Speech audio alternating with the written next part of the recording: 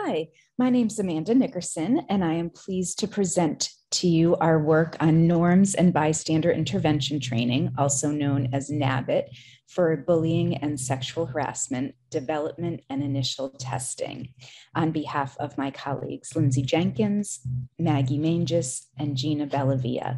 This work was supported by the Institute of Education Sciences. For some context, we know that bullying and sexual harassment occur and are reinforced within similar peer contexts. Peer approval is critically important in adolescence.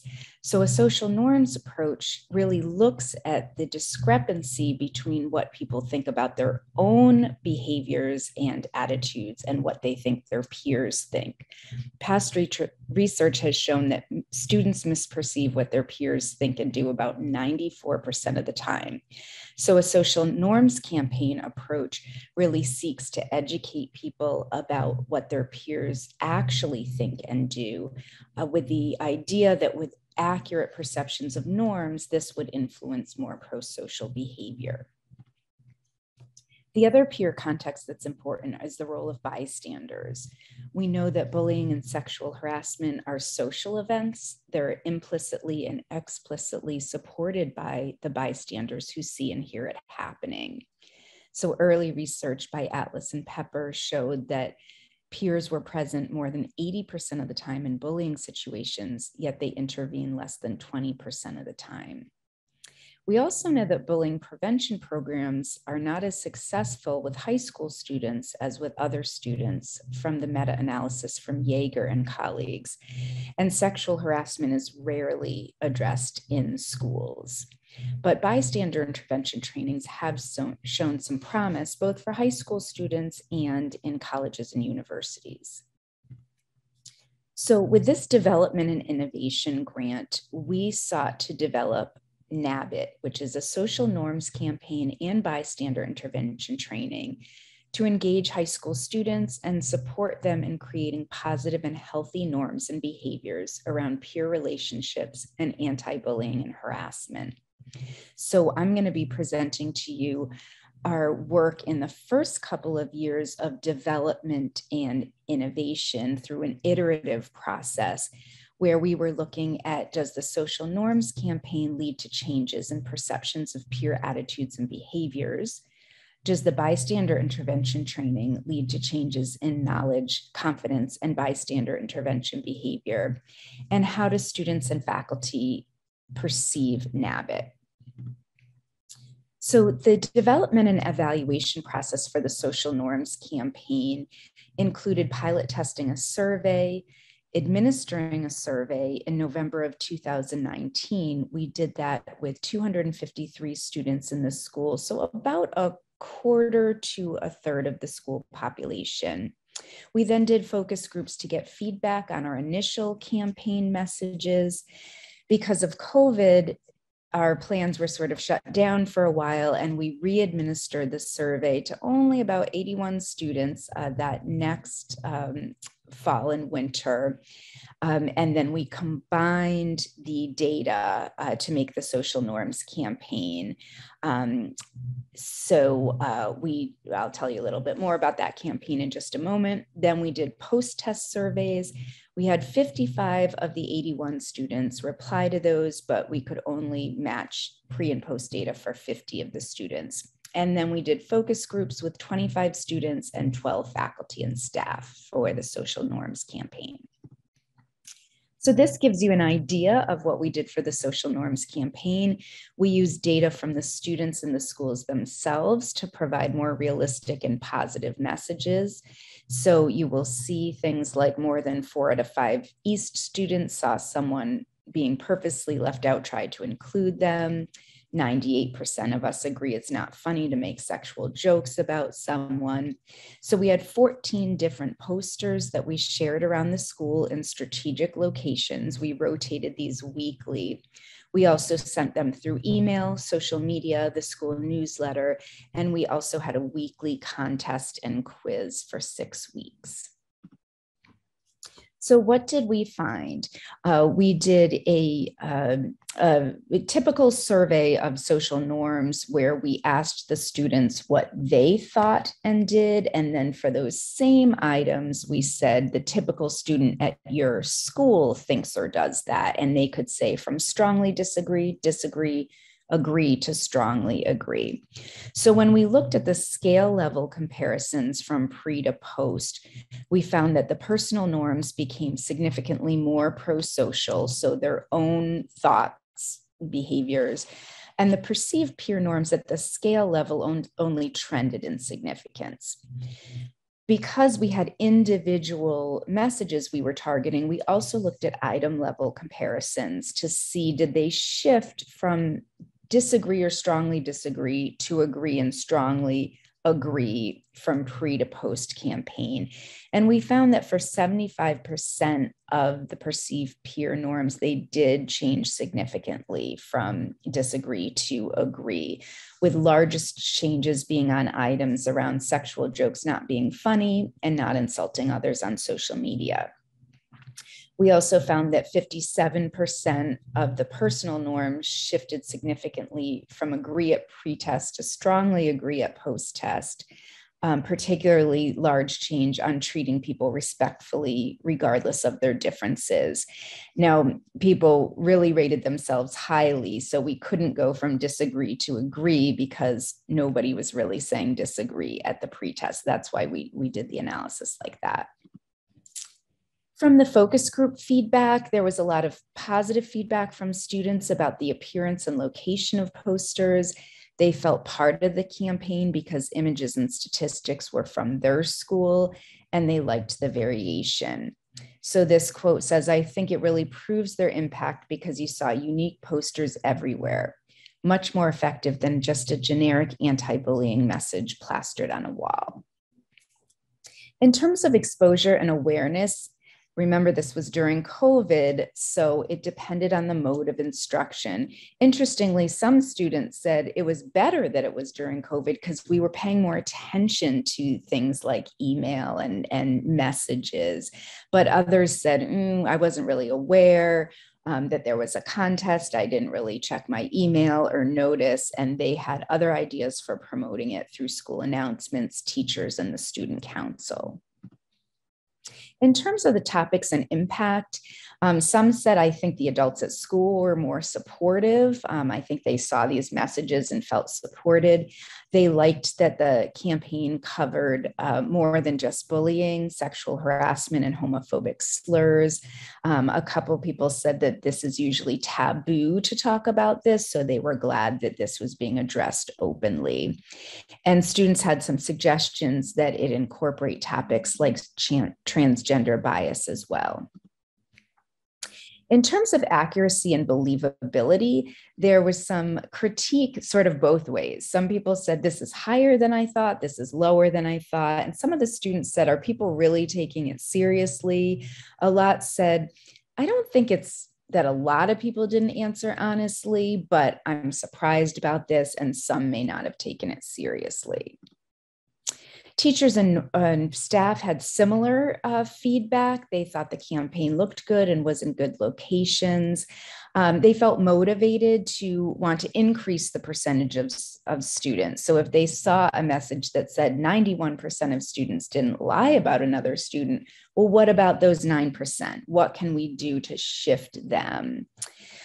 Some teachers said that they discussed it in their courses, and faculty, like students, sometimes question the believability. Their point was, is it that the students that responded to the survey are those that are friendlier, kinder, or nicer? The other part of NABIT is the bystander intervention training. To select peers for this, we did this through peer nomination. We also pilot tested the training. We ended up with 27 students that we did the training for, and we had pre and post survey data that was usable for 25 of them. And then we had focus groups with 16 students and 9 faculty and staff. So the bystander intervention training really surrounded this 5-step bystander intervention model from Latine and Darley. Notice the situation, identify when it's appropriate to intervene, assume personal responsibility for intervening, know how to intervene, and then take action. There were 4 hours of training, 1 hour a week for 4 consecutive weeks. And there were educational, motivational, and skill components. A lot of discussion scenarios and role plays were in this.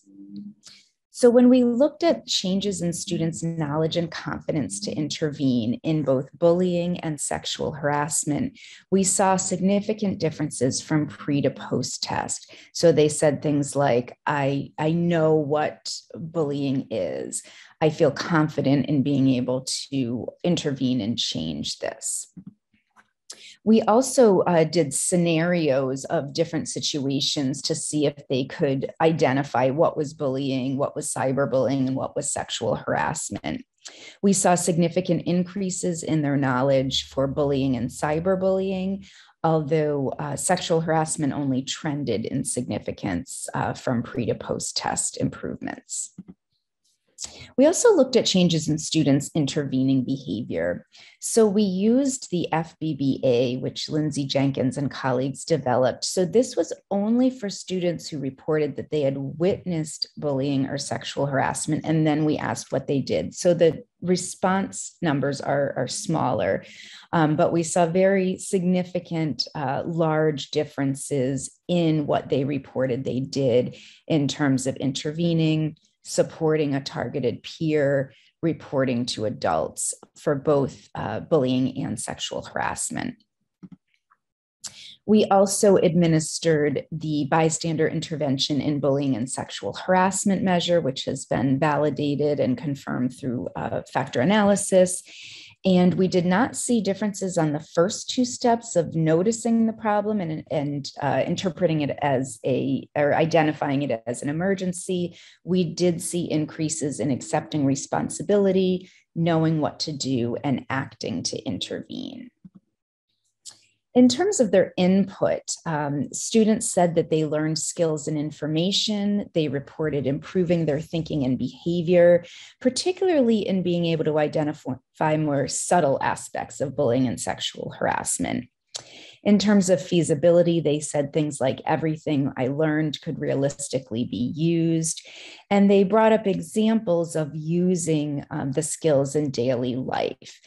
Talking to the person who had been targeted, sort of saying, shake it off, telling them to ignore it, and then others stopping their friends who were going to gossip about others.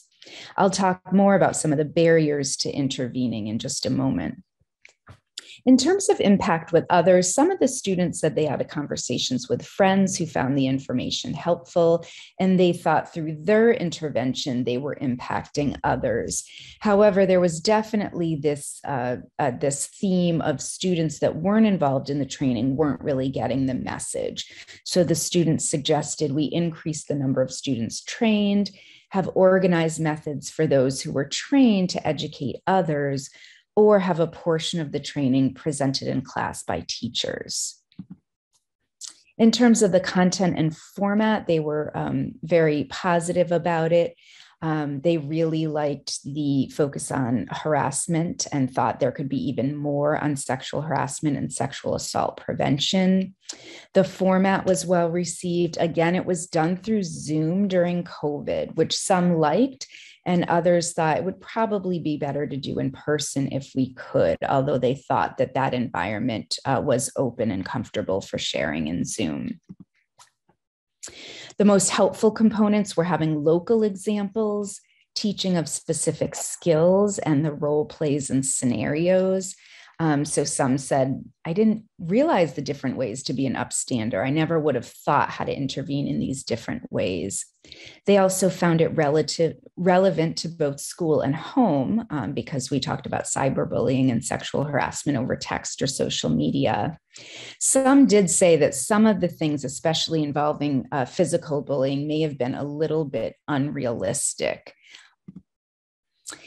And they did talk some about barriers to intervening in the real world, particularly physical violence, saying, that's a really hard one to intervene with, and also the relationship with the person perpetrating.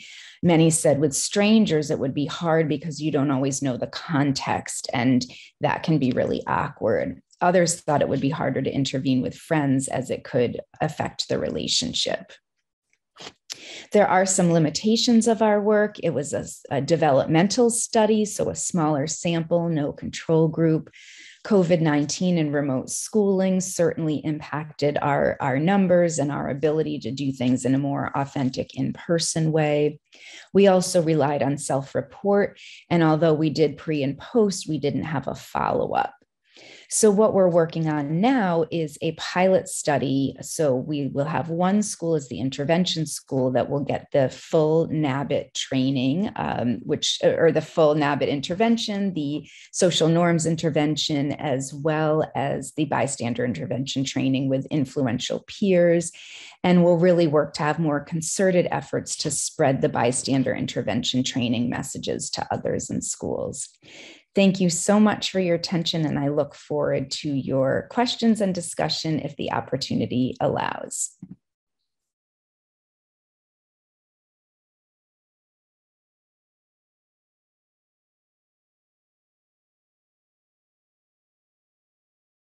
I'm Suzanne Mulcahy. I was a school psychologist, a director of special education, and a director of numerous federal projects.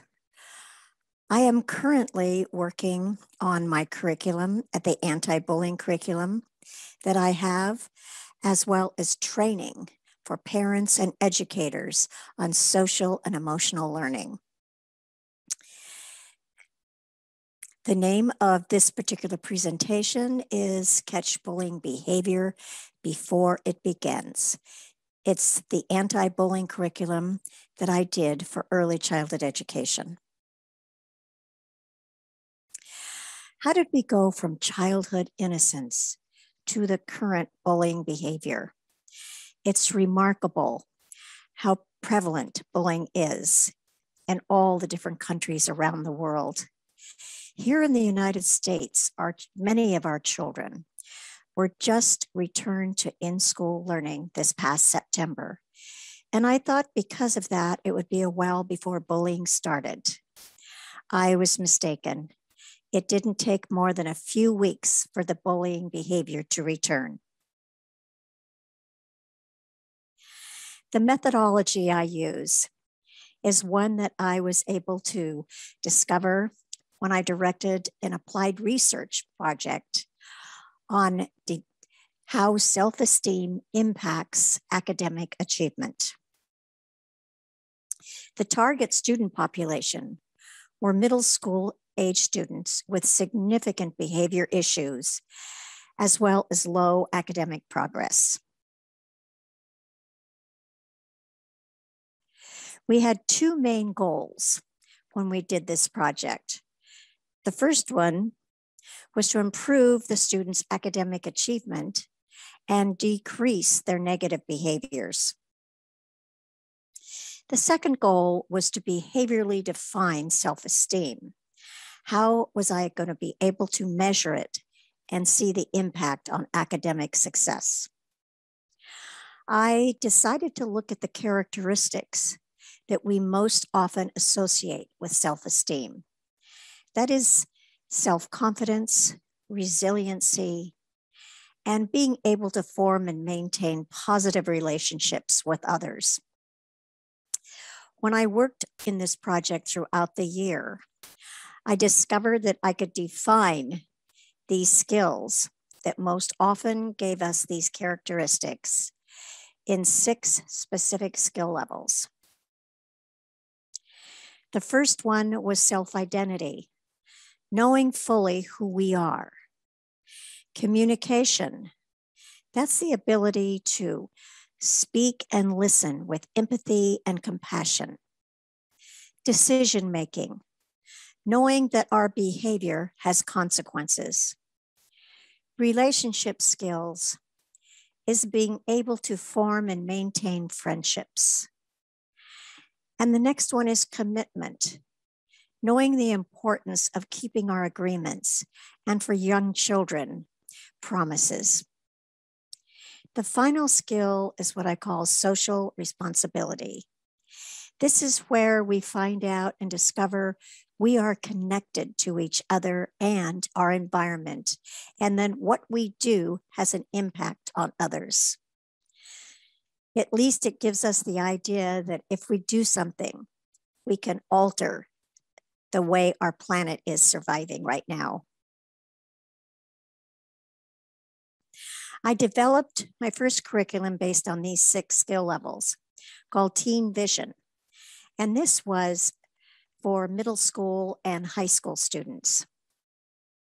When I was a school psychologist, I was asked to work with some students that had severe acting out and gang-related behaviors. And I decided to put them in 3 distinct groups. One was a group of boys. The other 2 were groups of girls. I had to separate them because they were from rival gangs and could not meet in one room.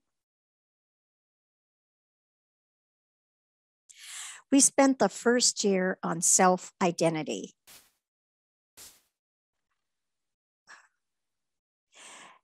The boys group began to make progress,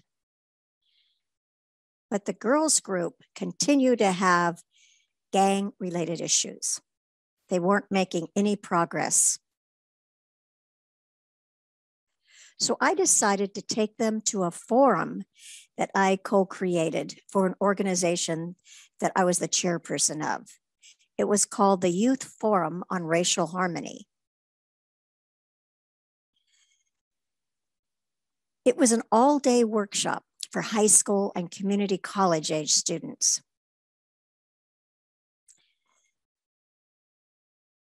When I took these girls, they were in such a state with each other that the other chaperone and myself had to walk them to the station in separate groups, and they sat on the BART train over to the venue, also separated. When they got to the group setting, they discovered that these were high school and community college students and became immediately intimidated because they were middle school. They had us promise that we would not tell anybody that they were middle school students and let them believe they were in a high school. Of course, we did that. This particular workshop spent the entire day on self-identity. The participants were split up into groups of 8 to 10, and our students were placed within these groups. One of the first things we asked them to do was discuss their individual and cultural skills and talents. Then they created their ideal person. And in this case, they were each group was given a poster board, and they were asked to write down the characteristics that they would have if they were to create an ideal person.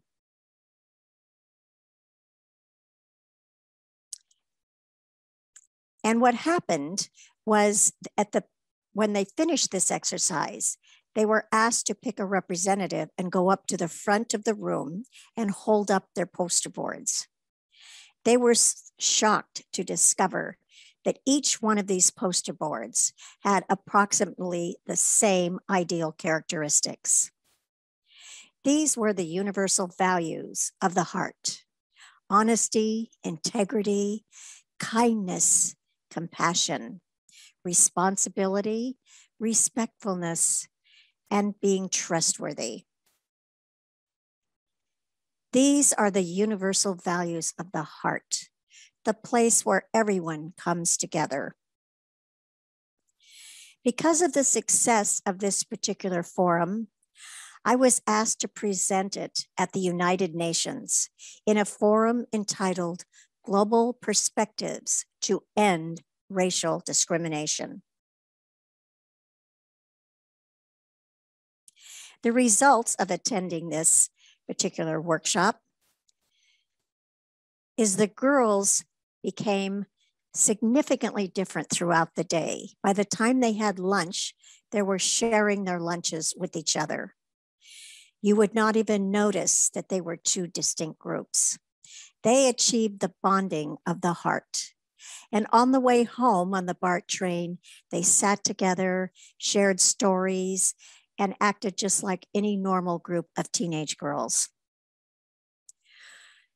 The gang behavior that they had ceased, and we met as one group from this particular moment forward throughout the rest of the year. They expressed more positive interactions with peers and adults. It was such a dramatic difference that I was surprised that one day adventure could have done that much. Self-identity is the most significant and foundational skill for all of the others. I decided when I did my anti-bullying curriculum for early childhood education that I wanted to start with this young group of students, because when we start, we can teach the positive alternative behaviors we want them to have before they actually form negative behavior patterns. This makes it a lot easier for us. And we teach these skills that reinforce the positive behaviors: self-identity, compassionate communication, decision-making, and social skills. There are 4 aspects of the human being that we teach our children. There's the mental aspect, the thinking and reasoning skills, the emotional aspect, all their feelings, and the physical aspect, what they look like and who they are physically. And then I place in the center of these aspects the spiritual aspect, which is the heart. And if you ask any 2 or 3-year-old and older where their heart is, they automatically place their hand on their chest. And they have a calming effect from it, just knowing intuitively that this is the place where it's peaceful. When I teach the physical aspect, I like the students to understand the unique and special characteristics they all have. The color of their eyes, color of their hair, whether they wear glasses or hearing aids, just so they see that they are unique and special just the way they are, and no one will ever look exactly like they do. In the mental aspect, we teach them that they all have thoughts and that thinking is a part of who they are. We also teach an expanded thinking process. This is where they can have more than one thought at the same time about something or someone. For example, if a student comes in angry at another student because he had had some altercation on the playground, we can set the student down and say, can you think of another thought about Johnny? What is something he's really good at? Or if they had been around him for a long time, when is the last time Johnny did something nice for another student? It neutralizes that negative thought and therefore can really defray some of the negative emotions and behavior that would normally follow.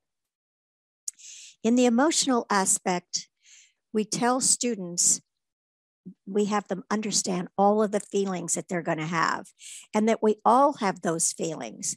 The important part is to make that distinction, that their feelings are one part of them and it's different than the behavior, so that they get the idea that they are separate. They can take even just a few seconds to pause and think about it before they actually act on that emotion. Because our students at this age often are highly impulsive. And the heart. The heart holds all of our special gifts. It's like the gift of kindness and friendship, and all of our special gifts, especially the gift of love. And we can share these gifts with others. It's important that students learn that sharing the gifts of their heart is critical. It's where they find the answers to forming friendships. And there's an organization called Heart Math Institute, and their website is heartmath.org.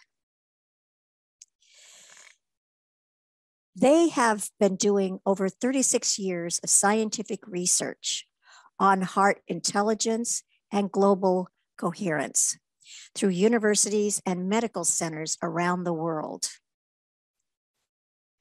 One of these scientific endeavors they did in 2006 was emotional stress, positive emotions on psychological coherence.